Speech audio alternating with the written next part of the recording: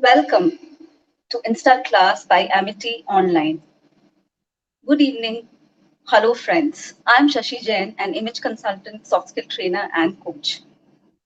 Today, we are going to talk about how we can create positive self identity. So, first and foremost, let's try and understand what is identity. Identity is the fact of being who or what a person is. So, it is about who you are, what you're all about, what you think about yourself.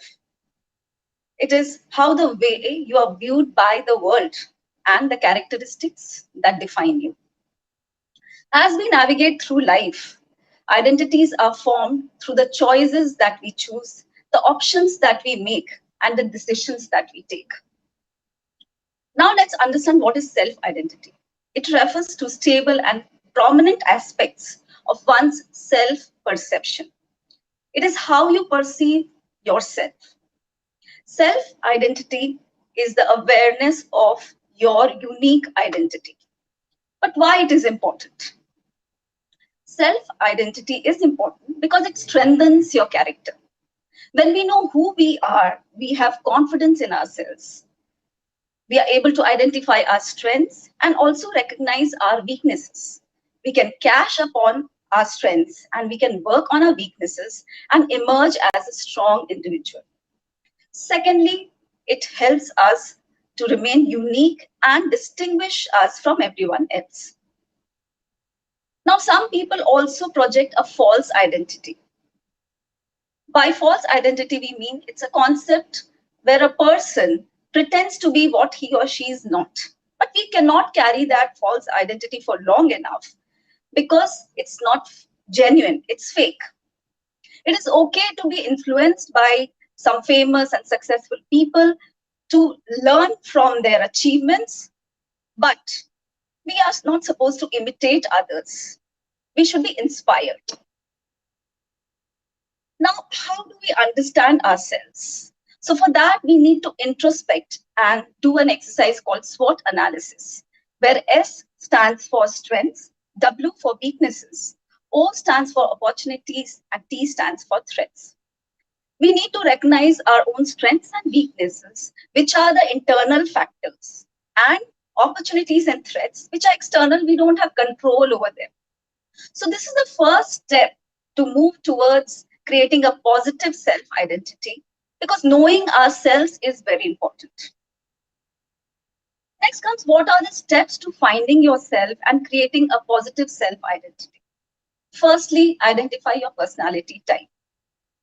Knowing yourself begins with understanding your own personality and your image being in sync with your personal style and your lifestyle so that you come across as a genuine and authentic person. So, image management is of immense importance in creating your own identity. Secondly, define your core values because your values and your personal beliefs are fundamental aspects of your identity. So, always demonstrate positive values and ethics. You can also build your identity by contributing to the society by serving humanity. Furthermore, if you achieve something great or you do something innovative, then also you create a brand called you. Some people have a, they are blessed that it is their destiny that they are born in a family of some celebrity or, some dignitary, and you get an identity by birth. For example, Shah Rukh Khan's son Aryan or Saif Ali Khan and Kareena Kapoor's son Taimur. They are in the limelight the moment they are born. So to sum it up, you create your own personal identity by image management and your values and ethics, by some achievements or some noble work, or by serving the humanity, the nation at large. So there are many other aspects of creating a positive self-identity, and it's a very large and comprehensive idea. But today, we will talk about image management more specifically, as it plays a very vital role in creating your identity. And instead of covering many things on the surface level and being generic, I would talk more specifically about image.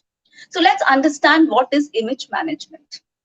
Image management is a host of special skills to ensure that Your image is in sync with your personal, professional, and social goals. Your image determines ultimately your opportunities in life. Your success in social and professional front depends upon how people perceive you, because you are your visual resume. You all know what is a resume, right? So people don't believe what they see in that document. It is what they see in person, how they perceive you when they interact with you. So I'll just give you an example. Suppose there's an interviewee who's going for an interview for a coveted position in a corporate entity. When he enters the room, he doesn't even ask for permission to come inside. He just barges into the room. Then he greets everyone and he takes a chair. Now, when the panel of interviewers ask him for some documents, he's fumbling in his folder for some documents or some certification. Now, when they're asking questions, his body language is not so confident. His eye contact is not steady. His hands are shaking. His legs are shaking. But in his resume, he has written that he's a very confident person. He's a very organized individual. But he cannot take out a specific documents from his folder. So what do you think? Whoever is in the panel, will they believe what is written in the resume, or they'll believe what they see in front of them? How's the person projecting his image? So you have to project the right image because you are your visual resume. Here I would want to talk about different developmental levels of the self. These are different stages that a person goes through from birth to achievement of their goals, and they evolve in the process and the journey. So a child is born without any image about himself or herself. If you've seen a child explores his own body, like putting fingers into the eyes or into the nose, and you'll see some children, kiss their reflection in the mirror.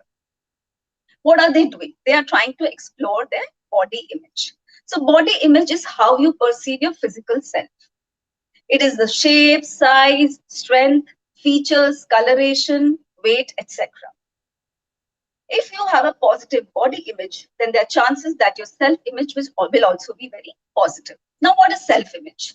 It is how you perceive the combination of all your characteristics.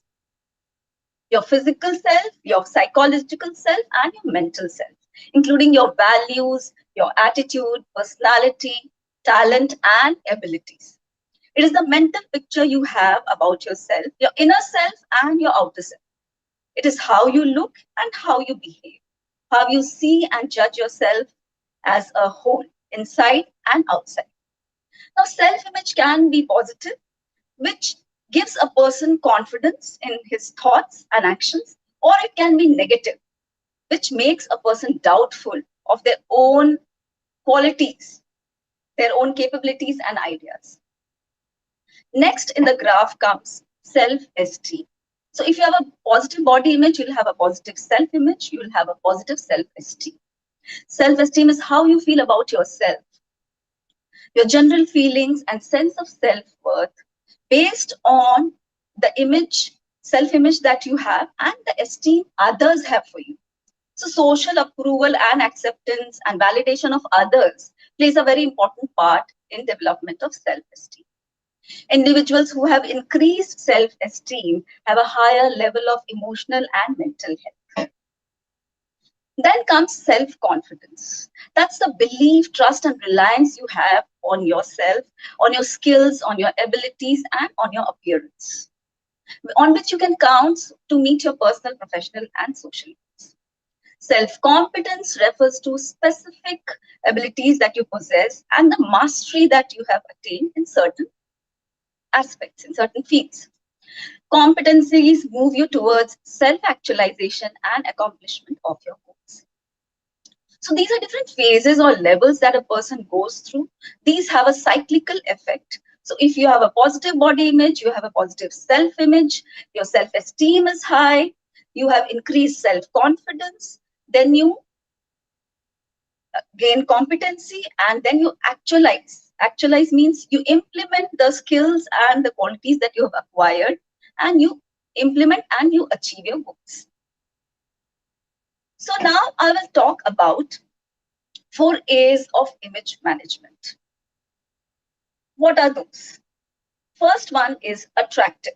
So you always want to look attractive and presentable. Wherever we go, whether it's a meeting or it's a casual get together with friends, you want to look good. Because if you look good, you feel good. The way you look is the way you think, is the way you feel, is the way you act, is the way others react or respond. So this is called an image cycle. So we always want to look attractive for our self-confidence. Second is appropriate. You should always dress according to the occasion that you are going to, according to the message that you want to send across. Suppose in India, it's a funeral, then we always wear white clothes or pastel shades. But in other countries, in Western countries, you see they wear white in the weddings. So different countries have different customs and cultures and their protocols. So we have to dress appropriately so that you send the correct message and you portray the authentic image of yourself. Then comes authentic. A for authentic. As I said, your image should always portray the real you. If you're fake, then there won't be any sync in the image that you project, the message that you want to send across, and your roles and goals that you're playing in life.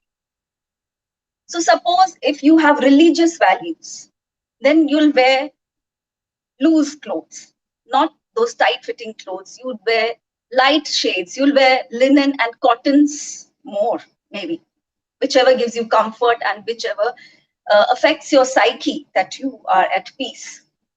So you have to be the authentic you.